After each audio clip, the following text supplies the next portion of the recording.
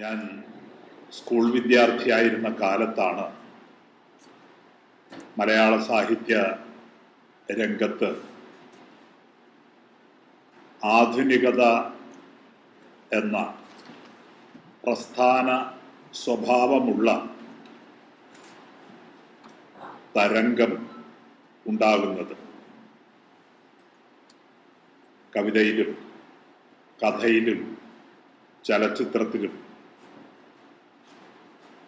ചിത്രകലയിലും എല്ലാം. അത് 20-ാം നൂറ്റാണ്ടിൻ്റെ ആദ്യ ദശകങ്ങളിൽ പാശ്ചാത്യ രാജ്യങ്ങളിലുണ്ടായ ചലനങ്ങളുടെ പ്രതിധ്വനിയാണ്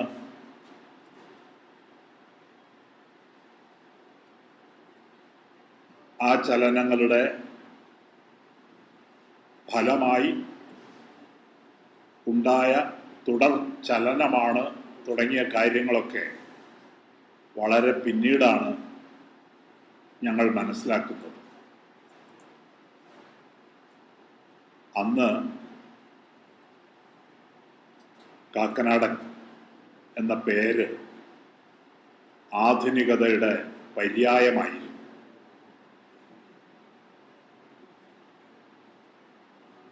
ആധുനികത എന്ന് പറയുമ്പോൾ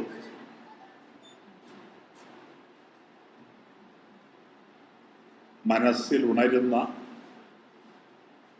എല്ലാ ഭാവങ്ങളുടെയും ആകത്തുകയായിരുന്നു അന്ന് കാക്കനാടൻ എന്ന പേര്.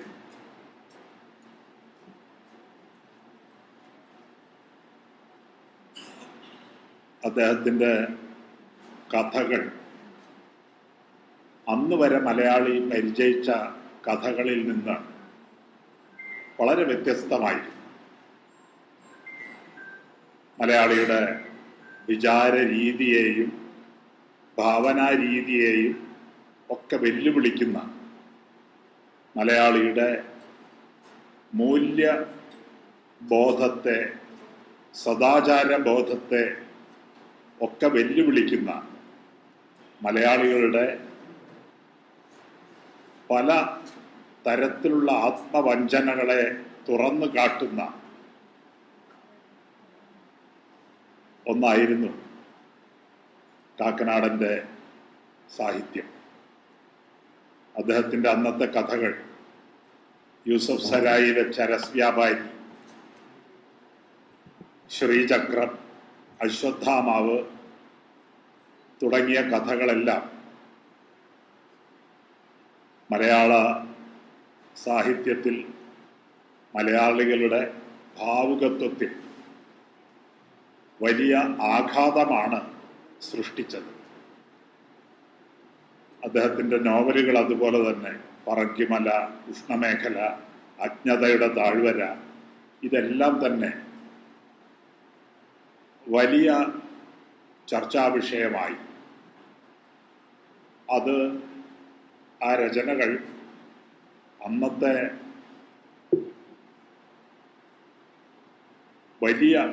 മലയാളത്തിലെ വലിയ എഴുത്തുകാരെ സാമാന്യത്തിലധികം പ്രകോപിപ്പിക്കുകയുണ്ടായി. ആ വലിയ എഴുത്തുകാരുടെ മുഴുവൻ പ്രതിനിധിയായി പി കേശവദേവ് കാക്കനാടൻ അടക്കമുള്ള ആധുനിക കഥാകൃത്തുക്കളെ രൂക്ഷമായ ഭാഷയിൽ എതിർക്കുകയും ചെയ്തു. പുരോഗമന സാഹിത്യ പ്രസ്ഥാനമടക്കം പരമ്പരാഗത സാഹിത്യ ധാരകളുടെ മുഴുവൻ എതിർപ്പ് നേരിട്ടുകൊണ്ട്, അവയൊക്കെ പ്രകോപിപ്പിച്ചുകൊണ്ടാണ് കാക്കനാടൻ കഥകൾ എഴുതിയത്, നോവലുകൾ എഴുതിയത്. ആ നോവലുകൾ, ആ കഥകൾ വായിക്കാൻ ആർത്തിയോടെ കാത്തിരുന്ന ഒരു തലമുറയുടെ പ്രതിനിധിയാണ് ഞാൻ. ആ നോവലുകളുടെ കഥകളുടെ മൂല്യവിചാരം ഇന്നത്തെ എൻ്റെ സംഭാഷണത്തിൻ്റെ വിഷയം അല്ല. ഞാനൊരു വെറും വായനക്കാരൻ മാത്രമാണ്, സാഹിത്യ നിരൂപകനല്ല. മാത്രമല്ല, ആ നോവലുകളും കഥകളും ഒക്കെ എല്ലാവർക്കും വായിക്കാൻ കഴിയുന്നതാണ്, വിലയിരുത്താൻ കഴിയുന്നതാണ്. പക്ഷെ കാക്കനാടൻ എന്ന മനുഷ്യനെ വിലയിരുത്താൻ അദ്ദേഹവുമായി പരിചയമുണ്ടായിരുന്ന, അദ്ദേഹത്തിൻ്റെ സ്നേഹവാത്സല്യങ്ങൾ അനുഭവിച്ച ഞങ്ങളെപ്പോലുള്ളവർക്ക് മാത്രമേ കഴിയുകയുള്ളൂ. ഞങ്ങളാണ് അത് വരും തലമുറകൾക്ക് പറഞ്ഞു കൊടുക്കേണ്ടത്. നേരത്തെ ഇവിടെ കാക്കനാടനെ സ്നേഹത്തിൻ്റെ പ്രവാചകൻ എന്ന് വിശേഷിപ്പിക്കുകയുണ്ടായി. ഇന്ന് ഇവിടെ പ്രകാശനം ചെയ്ത, ഇവിടെ പുരസ്കൃതമായ ജോസ് ടി തോമസിൻ്റെ കുരിശ് യുദ്ധവും സമാധാനവും എന്ന കൃതിയുമായി കാക്കനാടൻ്റെ ജീവിതത്തിന് വളരെ അടുത്ത ബന്ധമുണ്ട്. അത് രണ്ടും ഇടകലർത്തി ഞാൻ പറയാൻ ശ്രമിക്കാം. ജോസ് ടിയുടെ ഈ പുസ്തകം എന്താണ് എന്ന് ഒറ്റ വാക്കിൽ പറയണമെങ്കിൽ ആ ഒറ്റ വാക്ക് സ്നേഹം എന്നാണ്. അതാണ് ആ പുസ്തകത്തിൻ്റെ രത്നച്ചുരുക്കം. ഇനി അതിനൊരു വിശേഷണം വേണമെങ്കിൽ നിരുപാധികമായ എന്ന് ചേർക്കാം, നിരുപാധികമായ സ്നേഹം. ഇനി അതിന് വേറെ വിശേഷണം വേണമെങ്കിൽ കരുണാപൂർണമായ എന്നും ആർദ്രമായ എന്നും രണ്ട് വിശേഷണങ്ങൾ കൂടി ചേർക്കാം.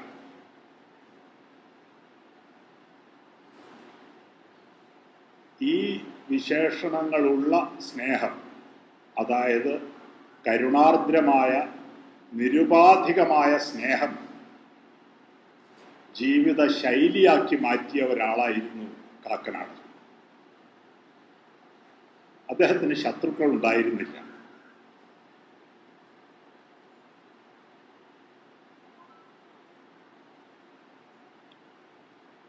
അദ്ദേഹത്തിൻ്റെ മതം സ്നേഹമായിരുന്നു. അദ്ദേഹത്തിൻ്റെ രാഷ്ട്രീയ പാർട്ടി സ്നേഹമായിരുന്നു. അദ്ദേഹത്തിൻ്റെ വിശ്വാസം, ജീവിതം എല്ലാം സ്നേഹത്തിൻ്റെ പ്രകാശനമായിരുന്നു. അത് ബാബുവിനെ പോലെയും എന്നെപ്പോലെയും ഒക്കെ ഉള്ള ഒരുപാട് പേര് നേരിട്ട് അനുഭവിച്ചിട്ടുള്ള ഒന്നാണ്. അവർക്കറിയാം.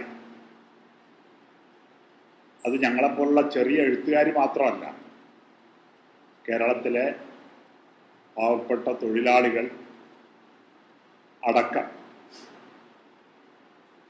അദ്ദേഹവുമായി ബന്ധപ്പെട്ട ഏത് മനുഷ്യർക്കും അറിയാവുന്ന ഒരു കാര്യമായിരുന്നു.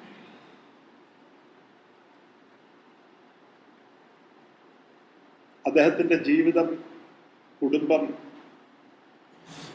എല്ലാം തന്നെ മറ്റെഴുത്തുകാരുടേതിൽ നിന്ന് വളരെ വളരെ വ്യത്യസ്തമായിരുന്നു. എൻ്റെ അനുഭവം ഞാൻ പറയാം. കാക്കനാടനെ കുറിച്ച് സർവകലാശാലകളിൽ എഴുതപ്പെട്ട, സർവകലാശാലകൾ PhD നൽകിയ പ്രബന്ധങ്ങൾ വായിച്ചുള്ള അറിവല്ല എൻ്റേത്. കാക്കനാടനെ നേരിട്ട് പരിചയം ഉള്ള ഒരാൾ എന്ന നിലയിലാണ്. യേശുക്രിസ്തു ശിഷ്യന്മാരോട് യേശു പറയുന്നുണ്ട്, അങ്ങാടിയിൽ വന്ദനവും അത്താഴത്തിൽ മുഖ്യസ്ഥാനവും റബ്ബി എന്ന വിളിയും നിങ്ങൾ ആഗ്രഹിക്കരുത് എന്ന്. അക്കാഡമികളിൽ മുഖ്യസ്ഥാനവും സർവകലാശാലകളിൽ വന്ദനവും ആചാര്യൻ എന്ന വിളിയും ആഗ്രഹിക്കാത്ത അപൂർവം എഴുത്തുകാരിൽ ഒരാളായിരുന്നു കാക്കനാടൻ.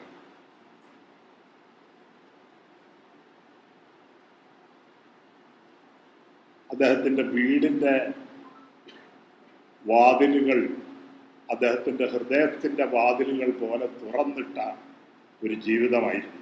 ഞാൻ ഇന്നും ഓർക്കുന്നു, എൻ്റെ ചെറുപ്പകാലത്ത്, വിദ്യാർത്ഥിയായിരുന്ന കാലത്ത്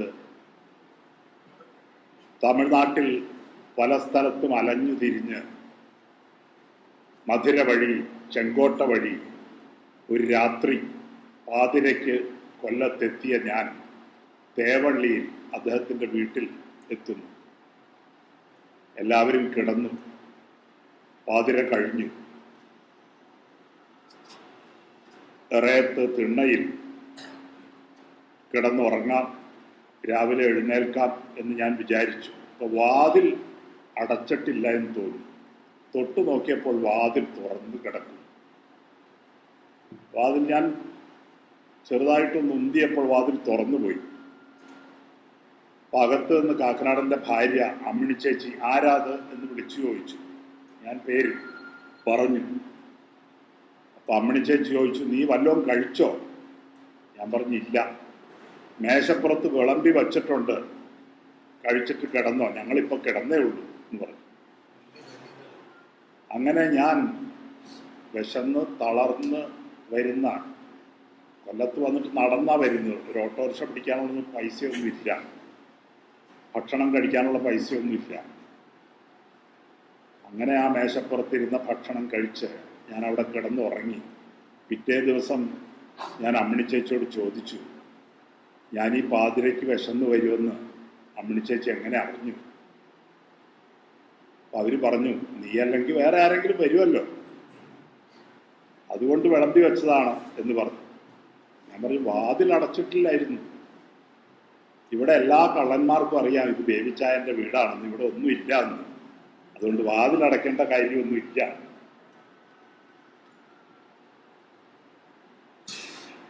അതാണ് ഞാൻ നേരത്തെ പറഞ്ഞത്, ഹൃദയത്തിൻ്റെ വാതിലുകൾ പോലെ സ്വന്തം വീടിൻ്റെ വാതിലും തുറന്നിട്ട് ജീവിച്ച ഒരു മനുഷ്യനായിരുന്നു കാക്കനാട്.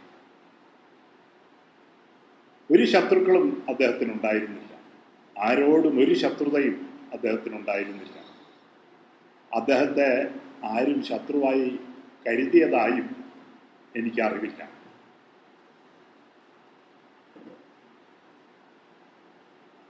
അത് വളരെ പ്രധാനപ്പെട്ട ഒരു കാര്യമാണ്. കാരണം അങ്ങനെ ജീവിക്കുക എന്നത് വളരെ പ്രധാനപ്പെട്ട ഒരു കാര്യമാണ്. കാരണം മറ്റെഴുത്തുകാരെ പോലെ മറ്റൊരു തരത്തിൽ സുരക്ഷിതമായി ജീവിക്കാൻ ആവശ്യമായ എല്ലാ സാഹചര്യങ്ങളും ഉണ്ടായിരുന്ന ഒരു മനുഷ്യൻ, ഉന്നതമായ ഉദ്യോഗമടക്കം എല്ലാം ഉണ്ടായിരുന്ന മനുഷ്യൻ.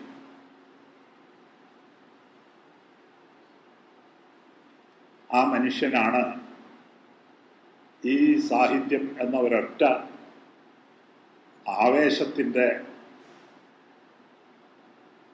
പിന്നിൽ ആ നക്ഷത്രത്തെ പിന്തുടർന്ന് നിസ്വനായി ജീവിച്ച് മരിച്ചത്. അലക്സാണ്ടർ ചക്രവർത്തി പറഞ്ഞതായി കേട്ടിട്ടുണ്ട്. രോഗഗ്രസ്തനായി കിടന്നപ്പോൾ,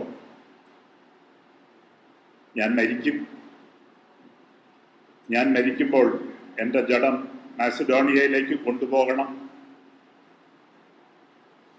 അപ്പോൾ എൻ്റെ 2 കൈയും ശവപ്പെട്ടിക്ക് പുറത്തേക്ക് ഇട്ടേക്കണം. കാരണം ലോകം കീഴടക്കിയ അലക്സാണ്ടർ ചക്രവർത്തി പോകുമ്പോൾ ഒന്നും കൊണ്ടുപോകുന്നില്ലെന്ന് ജനങ്ങൾ അറിയട്ടെ എന്ന് പറഞ്ഞതായി കേട്ടിട്ടുണ്ട്. അങ്ങനെ 2 കൈയിലും ഒന്നും ഇല്ലാതെ ജീവിച്ച മനുഷ്യനാണ് കാക്കനാട്. കസാൻസാക്കീസിൻ്റെ ഗോഡ്സ് പാപ്പർ എന്ന കൃതിയിൽ ഫ്രാൻസിസ് അസീസിയോട് ബിഷപ്പ് പറയുന്നുണ്ട്, കുഞ്ഞെ, സമ്പൂർണമായ ദാരിദ്ര്യം ആദർശമായി നീ പ്രചരിപ്പിക്കരുത്. എന്തെങ്കിലുമൊക്കെ വേണം മനുഷ്യന് ജീവിക്കാൻ. വലിയ സമ്പന്നരൊന്നും ആകണ്ട, പക്ഷെ കുറച്ച് വേണം ജീവിക്കാൻ ആവശ്യമായത്. അതും കൈവിട്ട് കളയാൻ, സ്വർഗരാജ്യത്തിൻ്റെ പേരിൽ അതും കൈവിട്ട് വരാൻ നീ ആളുകളെ പ്രേരിപ്പിക്കരുത്.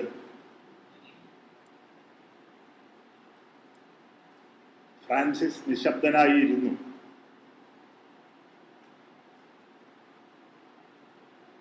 പിതാവ് വീണ്ടും ചോദിച്ചു, നീ എന്താണ് നിശബ്ദനായിരിക്കുന്നത്? അപ്പോൾ ഫ്രാൻസിസ് പരിപൂർണ വിശ്വാസത്തോടെ പറഞ്ഞു, ഒരു പഞ്ഞിനാരെങ്കിലും സ്വന്തമായുള്ളവൻ സ്വർഗത്തിൽ പോവുകയില്ല. കോപാക്രാന്തനായി ബിഷപ്പ് അലറി കടന്നു പോകാൻ പറഞ്ഞു ഫ്രാൻസിസിനോട്. പക്ഷെ അങ്ങനെ ഒരു പഞ്ഞിനാര് പോലും സ്വന്തമായില്ലാതെ സ്വർഗസ്ഥനായ കാക്കനാടനെ കുറിച്ച് രണ്ടു വാക്ക് ഈ സായാഹ്നത്തിൽ പറയാൻ അവസരം ലഭിച്ചതിൽ വലിയ വലിയ ചാരിതാർത്ഥ്യമുണ്ട്, സന്തോഷമുണ്ട്. അദ്ദേഹം മതവിശ്വാസി ആയിരുന്നില്ല, ക്രിസ്ത്യാനി ആയിരുന്നുവെങ്കിലും അദ്ദേഹം അങ്ങനെ ആയിരുന്നു എന്ന് എനിക്ക് തോന്നിയിട്ടില്ല. പക്ഷേ യേശുവിൻ്റെ പ്രബോധനത്തിൻ്റെ ചൈതന്യം അദ്ദേഹം ഏതോ തരത്തിൽ ഉൾക്കൊണ്ടിരുന്നു. അത് അദ്ദേഹത്തിൻ്റെ ആത്മാവിൽ അലിഞ്ഞു ചേർന്നിരുന്നു. നിരുപാധികമായ സ്നേഹം, ശത്രുവിനെ പോലും സ്നേഹിക്കുന്ന സമ്പൂർണമായ സ്നേഹം ജീവിതത്തിൽ ആചരിച്ച് ജീവിച്ച് മരിച്ച ഒരാളെ നേരിട്ട് പരിചയപ്പെടാൻ കിട്ടിയ മഹാഭാഗ്യമായി ഇന്നും ഞാൻ കരുതുന്നു. കൂടുതലൊന്നും കാക്കനാടനെ കുറിച്ച് എനിക്ക് പറയാനില്ല. ജോസ്റ്റിയുടെ ഈ പുസ്തകത്തെക്കുറിച്ചും ചില കാര്യങ്ങൾ, എല്ലാ കാര്യങ്ങളുമല്ല, എനിക്ക് തോന്നിയ ചില കാര്യങ്ങൾ ഇന്ന് പറയണം എന്ന് ഞാൻ വിചാരിക്കുന്നു. കാരണം അത് കാക്കനാടൻ്റെ ജീവിതത്തിൻ്റെ സാരാംശമായ സ്നേഹത്തെ, നിരുപാധികമായ സ്നേഹത്തെ ഉയർത്തിപ്പിടിക്കുന്ന, ലോകത്തിൻ്റെ ഏക പ്രതീക്ഷയായി ആ സ്നേഹത്തെ മുന്നോട്ട് വയ്ക്കുന്ന, ലോകം ആ സ്നേഹത്തിൽ എത്തിച്ചേരും എന്ന് പ്രത്യാശിക്കുന്ന ഒരു പുസ്തകമാണ്.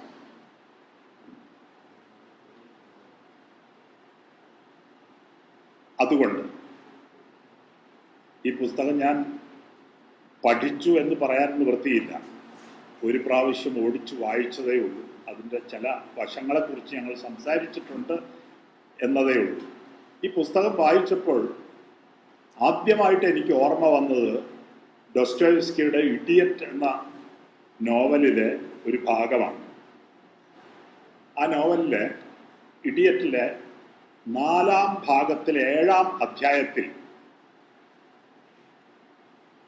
നായകനായ പ്രിൻസ് മിഷ്കിൻ പറയുന്ന ചില കാര്യങ്ങളുണ്ട്. ഡോസ്റ്റോയെവ്സ്കി യേശുവിനെ പോലെ വിശുദ്ധനായ ഒരു കഥാപാത്രത്തെ സൃഷ്ടിക്കണം എന്ന ആഗ്രഹത്തോടെ സൃഷ്ടിച്ചതാണത്രേ പ്രിൻസ് മൈഷ്കിൻ. ആ Prince മൈഷ്കിൻ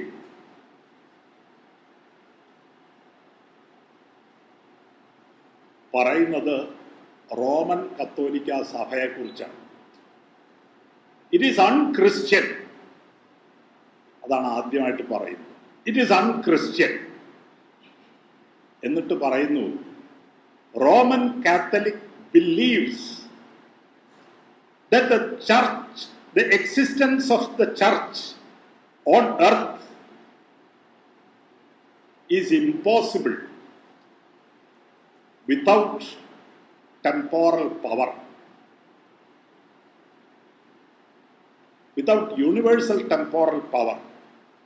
Roman Catholic believes that the existence of the church on earth is impossible without universal temporal power.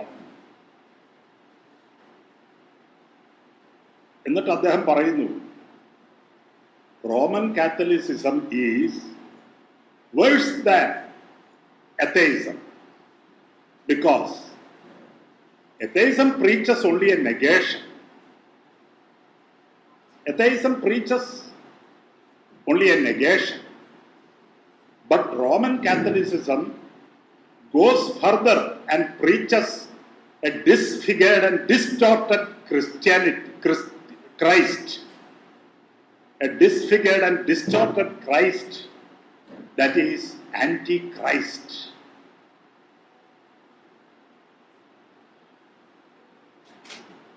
And in effect, Roman Catholicism is nothing but a continuation of Holy Roman Empire. It is political, it is government. That is why it wages war.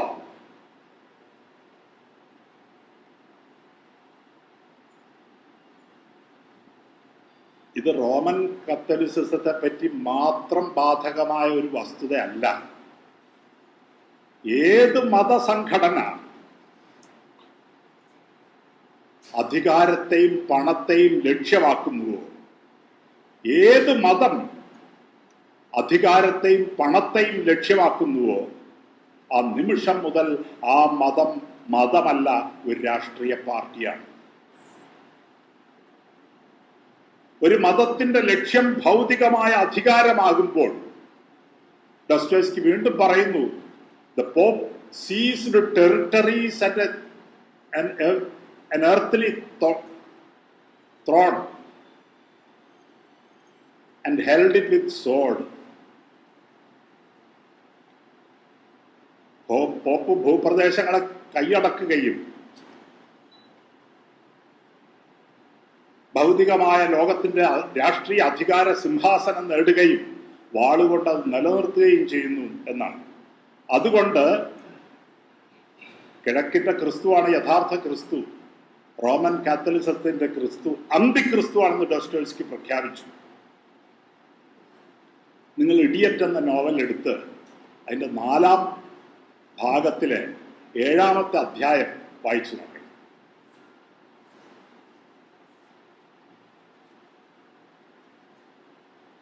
മെഷ്കിന്റെ തൻ്റെ ആദർശ നായകന്റെ നാവിലൂടെ ഡോസ്റ്റോയ്സ്കി പറയാൻ ശ്രമിച്ചത് മതവും അധികാരവും തമ്മിലുള്ള ബന്ധത്തെക്കുറിച്ചാണ്, വ്യത്യാസത്തെക്കുറിച്ചാണ്.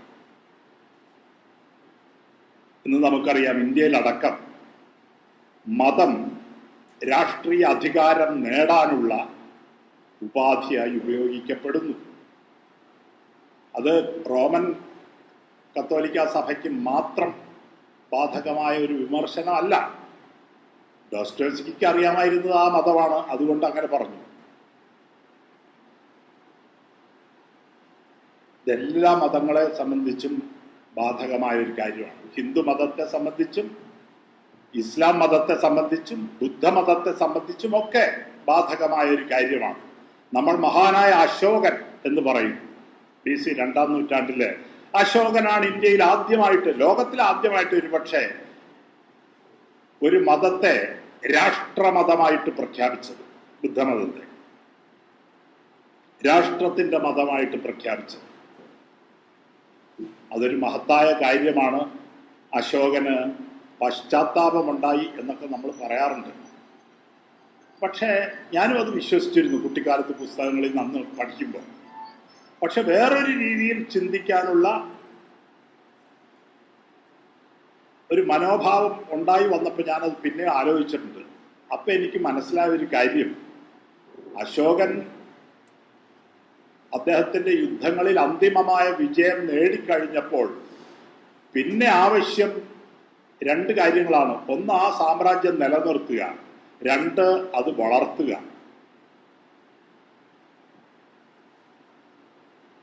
അശോകൻ ഈ യുദ്ധവിജയം നേടുന്നത് വരെയും ബുദ്ധമതം ഇന്ത്യയിലുണ്ട്.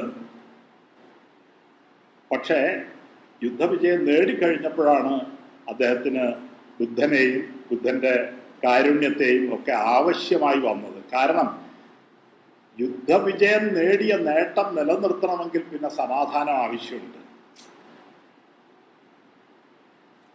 അതിന് അനുയോജ്യമായ ഒരു രാഷ്ട്രീയ പ്രത്യയശാസ്ത്രം ബുദ്ധദർശനത്തിൽ അശോകൻ കണ്ടെത്തി. അശോകൻ വേറൊരു കാര്യം കൂടി മനസ്സിലാക്കി. ഈ പ്രത്യയശാസ്ത്രം കൊണ്ട് മറ്റു ജനതകളെ ആദ്യം സാംസ്കാരികമായി കീഴടക്കി കഴിഞ്ഞാൽ പിന്നീട് ആ ജനതകളെ അധികം വിഭവനാശവും കൂട്ടക്കൊലയൊന്നും കൂടാതെ കീഴടക്കാൻ എളുപ്പമാണ്.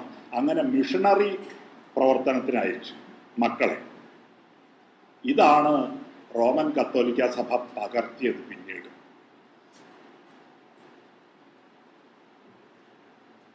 അങ്ങനെ ശ്രീലങ്ക വരെയുള്ള സ്ഥലങ്ങളിൽ മിഷണറി പ്രവർത്തനം ഒരു വശത്ത് നടക്കുന്നു, സെൻട്രൽ ഏഷ്യ വരെ നടക്കുന്നു ബുദ്ധമതത്തിന്റെ മിഷണറി പ്രവർത്തനം. പിന്നീട് കോൺസ്റ്റന്റൈൻ പകർത്തിയത് ഈ എന്തിന് കത്തോലിക്ക സഭയുടെ ഘടന വരെ ഈ അശോകന്റെ സ്പോൺസർഷിപ്പിൽ ഉണ്ടായ ബുദ്ധമതത്തിന്റെ ഘടനയാണ്. ആ പിരമിഡൽ സ്റ്റൈലിലുള്ള ഘടനയാണ്. എന്തൊരു സെലിബസി പോലും, നണ്ണറി, സെലിബസി, മിഷൻ ആശുപത്രി, ധർമാശുപത്രികൾ അശോകനാണല്ലോ അല്ലേ? അശോകനാണ് ധർമാശുപത്രികൾ സ്ഥാപിച്ചത്, പള്ളിക്കൂടങ്ങൾ സ്ഥാപിച്ചത്. അപ്പൊ അങ്ങനെ ബുദ്ധമതത്തിന്റെ പ്രചാരണത്തിന് വേണ്ടി അശോകൻ നടത്തിയ കാര്യങ്ങളെല്ലാം പിന്നീട് ക്രിസ്തു മതം അനുകരിച്ചിട്ടുണ്ട്. നമ്മുടെ നാട്ടിൽ ഇപ്പോഴും പഴയ ആളുകൾ ആശുപത്രികൾക്ക്, സർക്കാർ ആശുപത്രിക്ക് ധർമാശുപത്രി എന്നാ പറയുക. അത് ഈ ഇവിടെ ഉണ്ടായിരുന്ന ബൗദ്ധ സംസ്കാരത്തിന്റെ ഒരു ഓർമ്മയാണ്.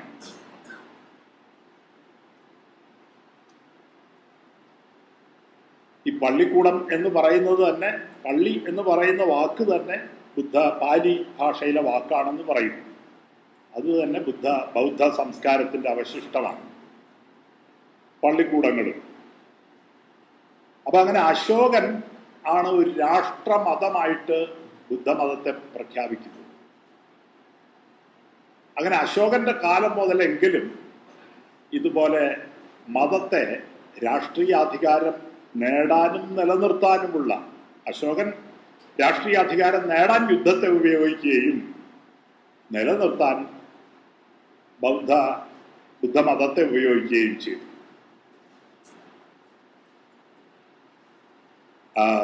ഡോസ്റ്റോയ്സ്കി പറയുന്നത് pope seized territories and an earthly throne and held it with sword എന്നാണ്. യുദ്ധത്തിലൂടെ അധികാരം നേടുകയും നിലനിർത്തുകയും ചെയ്തു എന്നാ പറയുന്നു. ഫെർണാണ്ടോ കോർട്ടസ് 15-ാം നൂറ്റാണ്ടില് ലാറ്റിൻ അമേരിക്കയിൽ ചെന്നിറങ്ങുമ്പോൾ, ലാറ്റിൻ അമേരിക്ക എന്ന് പറയുന്ന സ്ഥലത്ത് ചെന്നിറങ്ങുന്നത്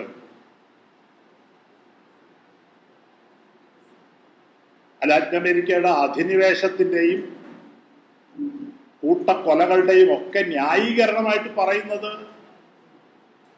ക്രിസ്തുമതത്തെയാണ്. യേശുവിന്റെ സന്ദേശം ആണ് ഭീകരമായ കൂട്ടക്കൊലകളുടെ ന്യായീകരണമായിട്ട് ഫെർണാണ്ടോ കോർട്ടസ് പറയുന്നത്. ബൾബോവ പറയുന്നു conquest of Peru and conquest of Mexico എന്ന് പറഞ്ഞ ഒരു വലിയ തടിയൻ പുസ്തകം മഹാരാജാസ് കോളേജ് ലൈബ്രറിയിൽ നിന്ന് എടുത്ത് വായിച്ചു ഞെട്ടിയത്. ഫെർണാണ്ടോ കോർട്ടസും അനുയായികളും ബൾബോവയും അനുയായികളും ഒക്കെ ലാറ്റിൻ അമേരിക്കയിൽ നടത്തിയ കൂട്ടക്കൊലകളുടെ ചരിത്രം, ആ ചരിത്രം, ആ പുസ്തകത്തിന്റെ പേരിപ്പോഴും ഓർമ്മയുണ്ട്. എഴുതിയത് ആരാണെന്ന് മറന്നുപോയി. Conquest of Peru and conquest of Mexico. അതാണ് ആ കൂട്ടക്കൊലകൾക്ക് മുഴുവൻ ന്യായീകരണമായിട്ട് പ്രവർത്തിച്ചത് സഭയും സഭയുടെ ആധാരമായ ബൈബിളും ഒക്കെ തന്നെയാണ്. തോക്കും ബൈബിളും കൊണ്ടാണ്, വാളും ബൈബിളും കൊണ്ടാണ് കൊന്നൊടുക്കുന്നത്.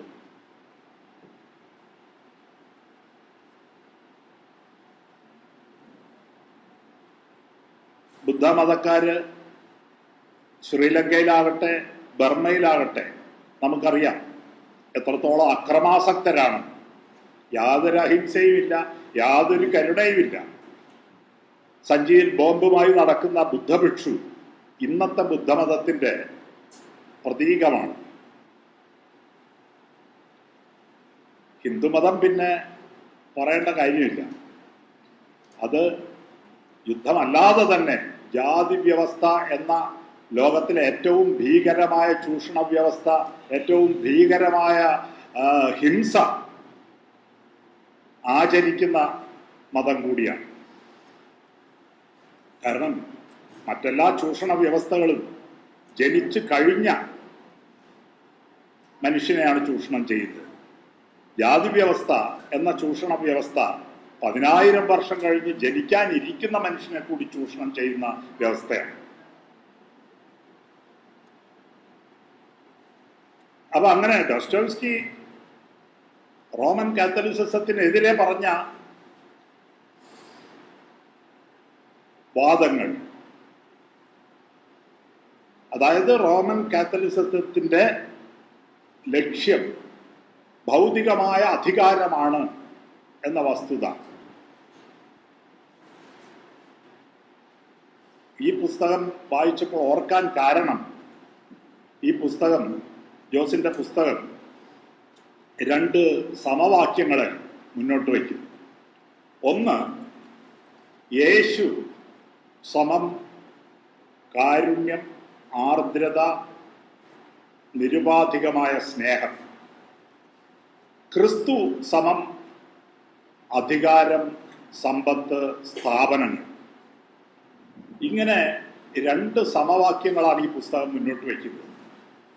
ഈ സമവാക്യങ്ങളെ വിശദമാക്കാൻ ആവശ്യമായ തത്വശാസ്ത്രപരവും ചരിത്രപരവും ദൈവശാസ്ത്രപരവുമായ വസ്തുതകളും യുക്തിയും ആണ് അദ്ദേഹം ഈ പുസ്തകത്തിൽ ഉടനീളം അനാവരണം ചെയ്യുന്നത്. ഈ അധികാരത്തിൽ നിന്നും, സ്ഥാപനങ്ങളിൽ നിന്നും, സമ്പത്തിൽ നിന്നും, ഇവയെല്ലാം സാധ്യമാക്കുന്ന മനുഷ്യന്റെ വ്യാമോഹങ്ങളിൽ നിന്നും അവൻ മോചനം നേടി ഈ കാരുണ്യത്തിൻ്റെയും ആർദ്രതയുടെയും നിരുപാധികമായ സ്നേഹത്തിൻ്റെയും ഒരുമയുടെയും ഒരു ലോകത്തിലേക്ക് മനുഷ്യൻ എത്തും എന്നാണ് ജോസ്റ്റിയുടെ ശുഭാപ്തി വിശ്വാസം. ഞാൻ എന്തായാലും ആ ശുഭാപ്തി വിശ്വാസം ഒരിക്കലും പങ്കിടുകയില്ല. കാരണം എനിക്ക് പ്രിയപ്പെട്ട ഒരു ഉദ്ധരണിയുണ്ട്. ഞാൻ കുട്ടിക്കാലത്ത് ഹോസ്റ്റലിൽ എഴുതി വച്ചിരുന്നതാണ്. The greatness of man is that nobody and nothing can save him. മനുഷ്യന്റെ മഹത്വം അവനെ രക്ഷിക്കാൻ ഒന്നിനും ആർക്കും കഴിയില്ല എന്നുള്ളതാണ്. അതാണ് ഞാൻ വിശ്വസിക്കുന്നത്. അതിന് ഘടകവിരുദ്ധമായ ഒരു വലിയ പ്രത്യാശയിലാണ് ജോസ്റ്റി തൻ്റെ പുസ്തകം സാക്ഷാത്കരിച്ചിരിക്കുന്നത്. അതുമാത്രമല്ല ആ പുസ്തകത്തിൻ്റെ പ്രാധാന്യം. താൻ ജനിച്ചു വളർന്ന രാജ്യത്തിൻ്റെ, സമൂഹത്തിൻ്റെ, പാരമ്പര്യത്തിൻ്റെ, സംസ്കാരത്തിൻ്റെ സാരാംശമായ ഒരു തത്വചിന്താ പദ്ധതിയെ തൻ്റെ യേശുവിലുള്ള വിശ്വാസവുമായി സമന്വയിക്കാനുള്ള ശ്രമം സഫലമായി അദ്ദേഹം ചെയ്തിരിക്കുന്നു എന്നുള്ളതാണ്. അദ്വൈത ദർശനത്തെ, ആ ദർശനത്തിൻ്റെ അടിസ്ഥാന യുക്തിയെ ഈ യേശുവിൻ്റെ ജീവിതവുമായും അദ്ദേഹത്തിൻ്റെ ദർശനവുമായും സമന്വയിക്കാനുള്ള സഫലമായ ശ്രമമാണ് പ്രധാനപ്പെട്ട ഒരു കാര്യം. അതാണ് ഈ പാശ്ചാത്യ ചിന്തകർക്ക് സാധിക്കാത്ത ഒരു കാര്യമാണ്. കാരണം അവര് ഗ്രീക്ക് തത്വചിന്തയുടെ അടിസ്ഥാന യുക്തിയായ ട്രഡീഷണൽ ലോജിക്കിൽ, ബൈനറീസിൽ പ്രവർത്തിക്കുന്നവരാണ്. അവർക്കത് സാധിക്കില്ല. അപ്പൊ സഭകൾ ഈ ദ്വൈത യുക്തിയിൽ അധിഷ്ഠിതമായി പ്രവർത്തിക്കുന്നവരാണ്. പക്ഷെ ജോസ്റ്റി ഇതിൽ മുന്നോട്ട് വയ്ക്കുന്ന യുക്തി അദ്വൈത യുക്തിയാണ്. കുറച്ചും കൂടി ലളിതമായിട്ട് പറയാം. അതായത് ദൈവവും മനുഷ്യനും തമ്മിൽ ഏത് കാര്യങ്ങളും തമ്മിൽ 3 തരം ബന്ധങ്ങളാണ് സാധ്യമാവുക. ഒന്ന്, ഇൻസെപ്പറബിൾ റിലേഷൻ, വേർപെടുത്താൻ കഴിയാത്ത ബന്ധം, വ്യത്യാസമില്ലാത്ത ബന്ധം, അഭിന്നമായ ബന്ധം, അദ്വൈതമായ ബന്ധം. 2, ദൈവവും മനുഷ്യനും തമ്മിൽ ചില കാര്യങ്ങളിൽ ഭിന്നതയും ചില കാര്യങ്ങളിൽ അഭിന്നതയുമുള്ള ബന്ധം, ഒരു പാർഷ്യൽ കണ്ടീഷൻ. മൂന്നാമതൊന്ന്, ദൈവവും മനുഷ്യനും തമ്മിൽ പൂർണ്ണമായും ഭിന്നത ഉള്ള ബന്ധം. അങ്ങനെ ഭിന്നം, ഭിന്ന, അഭിന്നം, അഭിന്നം, ഇങ്ങനെ 3 തരത്തിൽ ഉള്ള ബന്ധങ്ങൾ മാത്രമേ സാധ്യമാകൂ ദൈവവും മനുഷ്യനും തമ്മിൽ. അതിൽ സഭ ദൈവവും മനുഷ്യനും തമ്മിൽ ഭിന്നമാണ് എന്ന ദ്വൈതയുക്തിയാണ് സഭയുടെ ചിന്തയുടെ അടിസ്ഥാനം. ഇസ്ലാം ദ്വൈതമാണ്. അപ്പൊ ഈ ദ്വൈതയുക്തിയിൽ നിന്ന് ദൈവവും മനുഷ്യനും തമ്മിൽ വ്യത്യാസമുണ്ട് എന്നും അതിൻ്റെ ഇടയിൽ പൗരോഹിത്യത്തിന്റെ മധ്യസ്ഥം വേണം എന്നുമൊക്കെയുള്ള, അങ്ങനെയാണ്. ആ വ്യത്യാസമില്ല എങ്കിൽ പിന്നെ സഭയുടെ നിലനിൽപ്പ് തന്നെ ചോദ്യം ചെയ്യും. സഭയുടെ ആവശ്യമില്ല. ദൈവവും മനുഷ്യനും തമ്മിൽ ഉള്ള ബന്ധം അഭിന്നമാണെങ്കിൽ പിന്നെ സഭയുടെ ആവശ്യമില്ല. അപ്പൊ അത് ഭിന്നമായിരിക്കുക എന്നുള്ളത് സഭയെ ആവശ്യമാക്കുന്ന ഒരു യുക്തിയാണ്. ആ യുക്തിയാണ് ജോസ് ചോദ്യം ചെയ്യുന്നത്. ആ അടിസ്ഥാന യുക്തിയാണ് ജോസ് ചോദ്യം ചെയ്യുന്നത്. യേശു സ്നേഹമാണ് എങ്കിൽ, യേശു കാരുണ്യമാണ് എങ്കിൽ, യേശു ആർദ്രതയാണ് എങ്കിൽ, നിങ്ങളിൽ ആർദ്രതയുണ്ട് എങ്കിൽ, നിങ്ങളിൽ നിരുപാധികമായ സ്നേഹമുണ്ട് എങ്കിൽ, നിങ്ങളിൽ ആർദ്രതയുണ്ട് എങ്കിൽ അതിനർത്ഥം നിങ്ങളിൽ യേശു ഉണ്ട് എന്നാണ്. അപ്പൊ നിങ്ങളും യേശുവും തമ്മിൽ ഭിന്നത ഇല്ല എന്നാണ്. ആ അദ്വൈത യുക്തിയാണ് ജോസ് സ്ഥാപിക്കാൻ ശ്രമിക്കുന്നതെന്നാണ് എനിക്ക് മനസ്സിലായത്. ശരിയാണോ ജോസ്? അത് രാജാധികാരം ക്രിസ്തുവിന് നൽകുമ്പോൾ ഉള്ളതിൽ നിന്ന് വ്യത്യാസമാണ്. രാജാധികാരം ക്രിസ്തുവിന് നൽകുമ്പോൾ എന്താണ് സംഭവിക്കുക എന്ന് രാജാധികാരം ആദ്യമായിട്ട് ഏർപ്പെടുത്തിയ സമയത്ത് തന്നെ വ്യക്തമാണ്. ദൈവം പറഞ്ഞിട്ടുണ്ട്. ശമൂവേൽ 1:8-18 രാജാവിന് വേണം എന്ന് ജനങ്ങൾ പറഞ്ഞപ്പോൾ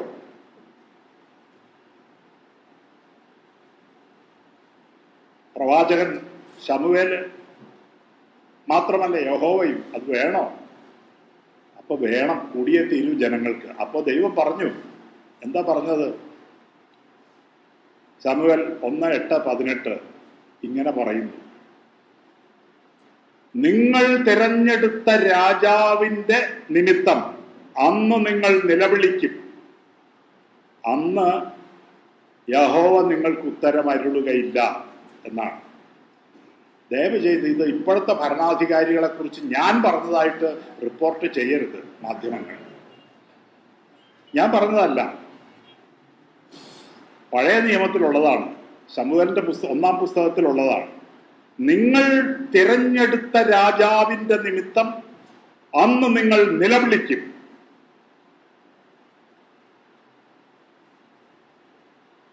അന്ന് യഹോവ നിങ്ങൾക്ക് ഉത്തരം അരുളുകയില്ല.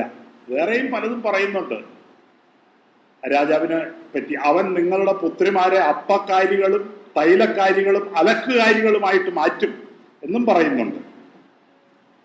അടിമകളാക്കും എന്നാണ് പറയുന്നത് നിങ്ങളെ. യേശു ഒരിക്കലും മറ്റു മനുഷ്യരെ അടിമകളാക്കാനല്ല, അടിമത്തത്തിൽ നിന്ന് മോചിപ്പിക്കാനാണ് യേശുവിൻ്റെ ജീവിതം.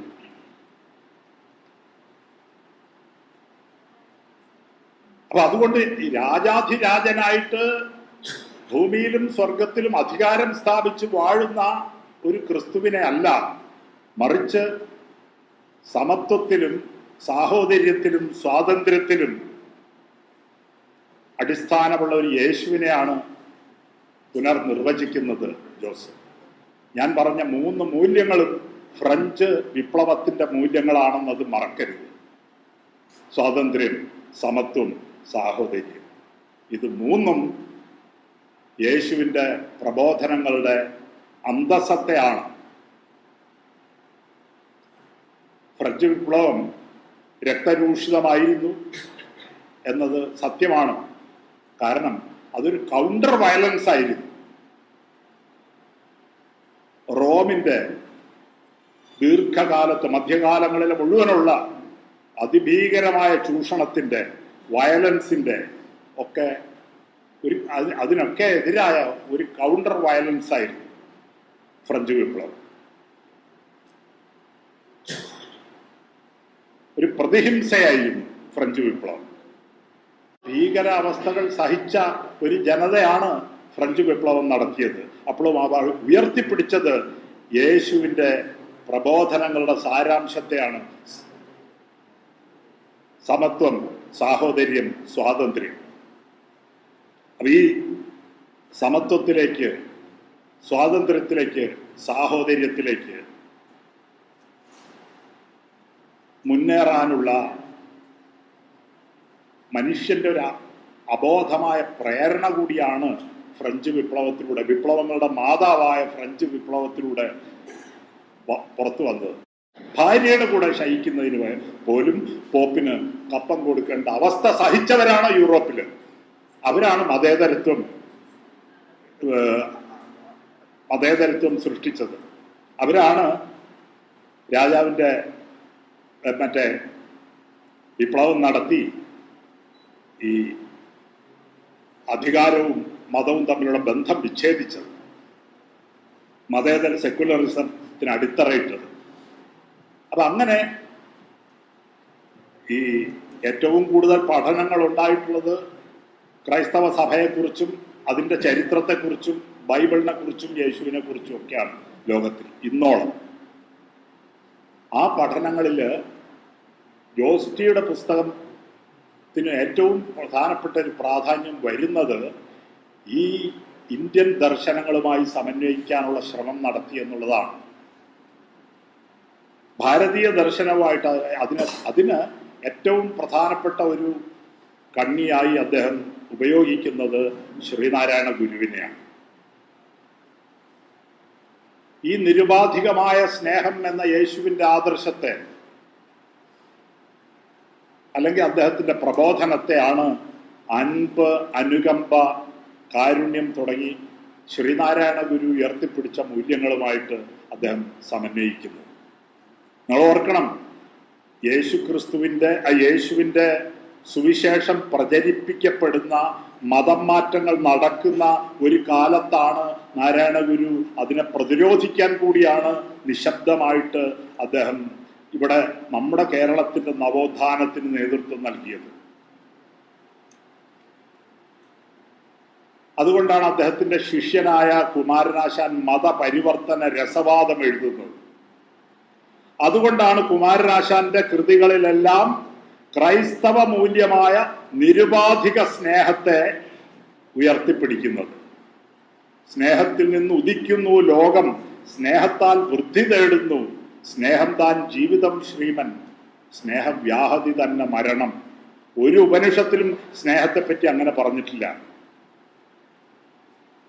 അത് വേദപുസ്തകത്തിലെ ബൈബിളിലെ പറഞ്ഞിട്ടുള്ളൂ. അത് ഹിന്ദു മതം എന്ന് ഇന്ന് വ്യവഹരിക്കപ്പെടുന്ന, സനാതന ധർമ്മം എന്ന് പണ്ട് വ്യവഹരിക്കപ്പെട്ടിരുന്ന ഭാരതീയ ദർശന പദ്ധതിയിലേക്ക് കവിതയിലൂടെ സ്വാംശീകരിക്കുകയാണ് കുമാരനാശാൻ ചെയ്തത്. അത് ക്രിസ്തുമതം പ്രബോധിപ്പിക്കുന്ന അല്ലെങ്കിൽ ക്രിസ്തുമതം പ്രചരിപ്പിക്കുന്ന സ്നേഹത്തിന് വേണ്ടി നിങ്ങൾ എങ്ങോട്ട് പോകണ്ട, ക്രിസ്തുമതത്തിലേക്ക് പരിവർത്തനം ചെയ്യണ്ട. അത് ഇവിടെ ഈ ഭാരതീയ ദർശനങ്ങളിൽ തന്നെ അത് ലയിച്ചിട്ടുണ്ട്. പിന്നെ ഗോതമ്പിനും പാൽപ്പൊടിക്കും ഒക്കെ വേണമെങ്കിൽ പോയിക്കോ, അത് പ്രശ്നമല്ല. പക്ഷെ മറ്റത് വേണ്ട, മറ്റത് ഇവിടെ തന്നെ ഉണ്ട്. അങ്ങനെയാണ് കുമാരനാശാൻ സ്നേഹത്തിൽ നിന്ന് ഉദിക്കുന്നു, ലോകം സ്നേഹത്താൽ വൃദ്ധി തേടുന്നു, സ്നേഹം താൻ ജീവിതം ശ്രീമൻ, സ്നേഹവ്യാഹതി തന്നെ മരണം എന്ന് ആരും അറിയാതെ അന്നത്തെ മതത്തിന് വെല്ലുവിളി ഉയർത്തിയ ക്രിസ്ത്യാനിറ്റിയെ പ്രതിരോധിക്കാനായിട്ട് കുമാരനാശാൻ തൻ്റെ കവിതയിലേക്ക് സ്നേഹം എന്ന മൂല്യത്തെ സ്ഥാപിച്ചത്.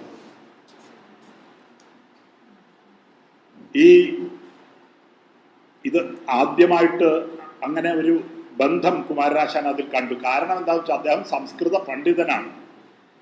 ഈ സ്നേഹം എന്ന് പറയുന്നത് അതിൻ്റെ ധാതു സ്നിഹ് എന്ന ധാതുവാണ്, റൂട്ട് എറ്റിമോളജിക്കലി.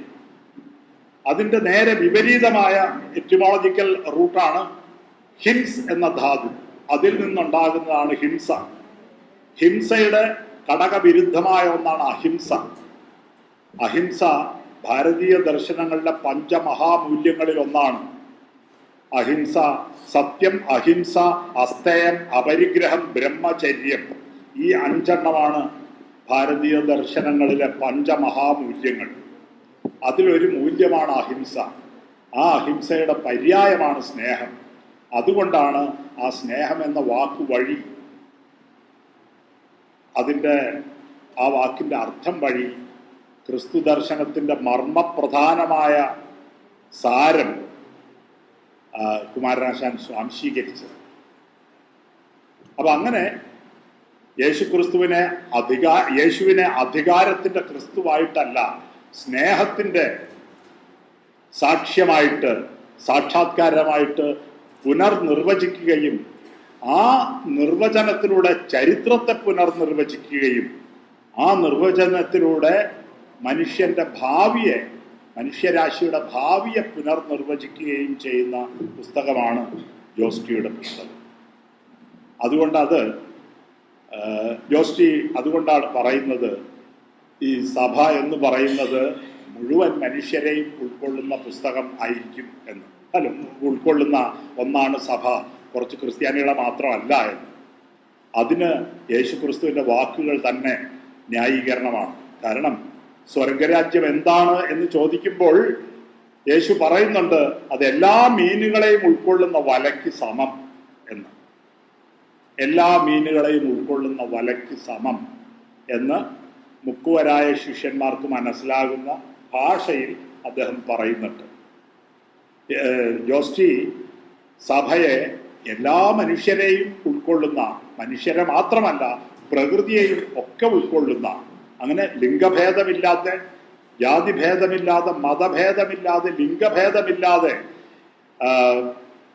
ചരാചര ഭേദമില്ലാതെ എല്ലാറ്റിനെയും ഉൾക്കൊള്ളുന്ന വിശ്വരൂപമായിട്ടാണ് ജോസ്റ്റി അദ്ദേഹത്തിൻ്റെ ഭാവി സഭയെ പ്രവചന സ്വഭാവത്തോടെ ദർശിക്കുന്നത്.